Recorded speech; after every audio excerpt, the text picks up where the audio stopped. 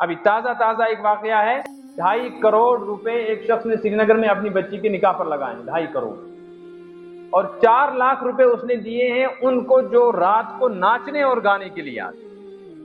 کیا بنیاد بتائی؟ بنیاد یہ بتائی کہ میری اکلوتی بیٹی ہے، مجھے اس پر خرچ کرنا۔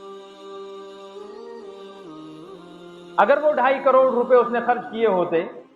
اور لاکھ روپیہ ہی دیا ہوتا تو 250 بچیوں کے نکاح ہو گئے ہوتے۔ کیا قیامت کے دن محمد عربی صلی اللہ علیہ وسلم ایسے لوگوں کا گریبان نہیں پکڑیں گے کہ تمہاری بے غیرتی، تمہاری بے ضمیری اور بے حسی کی وجہ سے میری امت کی بیٹیاں بدکاری کرنے پر مجبور ہو گئیں؟ اس لیے اس بات کو سوچیں، جن لوگوں کے نکاح ہو گئے، جن کی شادیاں ہو گئیں اور ہمیں پتہ نہیں تھا، ہم تو پڑھیں انا للہ و انا الیہ راجعون، لیکن جن کے نکاح ابھی نہیں ہوئے وہ جوان طبقہ یہ ارادہ کرے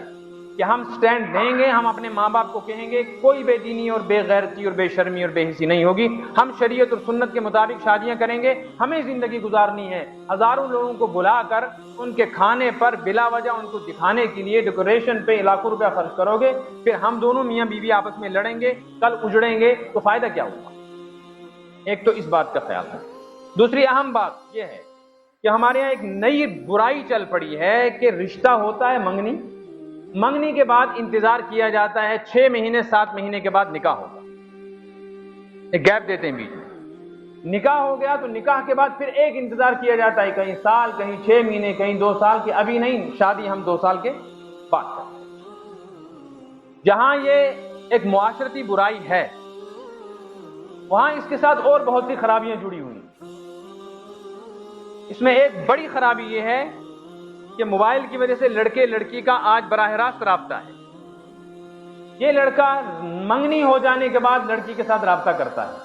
یہ ملاقات کرتا ہے، یہ تنہائی میں ملتا ہے، جو برابر زنا ہے، اور حدیث میں اس کو زنا کہا گیا ہے۔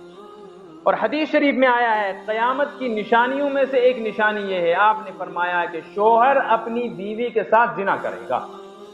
آج تک یہ بات سمجھ میں نہیں آتی تھی، اب سمجھ میں آ رہا ہے۔ اس کی بہت ساری صورتیں ہیں، ایک صورت یہ ہے کہ اس نے اس کو بیوی سمجھ رکھا ہے، نکاح نہیں ہوا، منگنی ہو گئی ہے اور یہ تنہائی میں مل رہا ہے، یہ بدکاری ہے کہ نہیں ہے؟ تو جس رشتے کی بنیاد میں ہی زنا پڑا ہوگا، آگے کیا نتیجہ آئے گا؟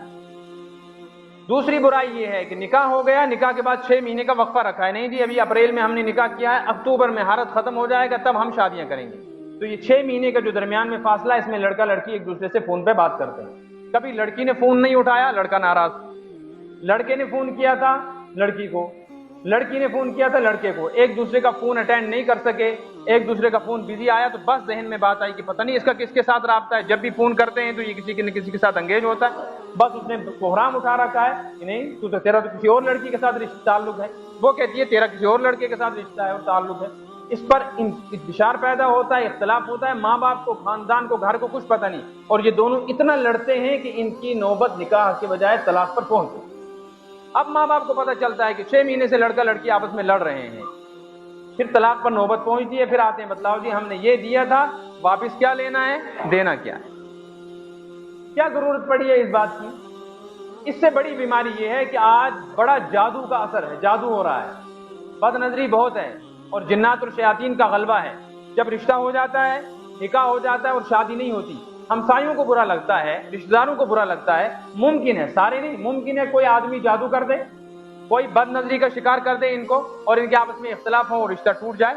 اس لیے یہ بری رسم بھی ختم کریں، نکاح کی بات رشتے کے موقع پر ہی کر دیں، یعنی منگنی جب ہوتی ہے اسی دن طے کریں کہ آج ہی انشاءاللہ ہم نکاح بھی کریں گے، اور زیادہ سے زیادہ 10 دن یا 15 دن کا وقفہ رکھ کے شادی کر دیں۔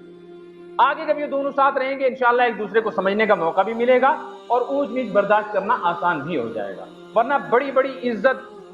والی کوٹھیاں، حویلیاں، بڑے بڑے عزت دار گھر، صرف اس وجہ سے کہ لڑکے اور لڑکی کا وقت پہ شادی کا معاملہ طے نہیں ہوا، صرف نکاح ہوا، رشتہ ہوا، وہ پھر ذلیل ہوئے اور ذلت کا شکار ہو گئے۔ اللہ تعالی ہمیں صحیح سمجھ نصیب فرمائے، اللہ رشتوں کو آسان فرمائے، نکاحوں کو آسان فرمائے، اور جن لڑکوں اور لڑکیوں کے ابھی تک نکاح نہیں ہوئے ہیں اللہ ان کے لیے مناسب انتظام فرمائے۔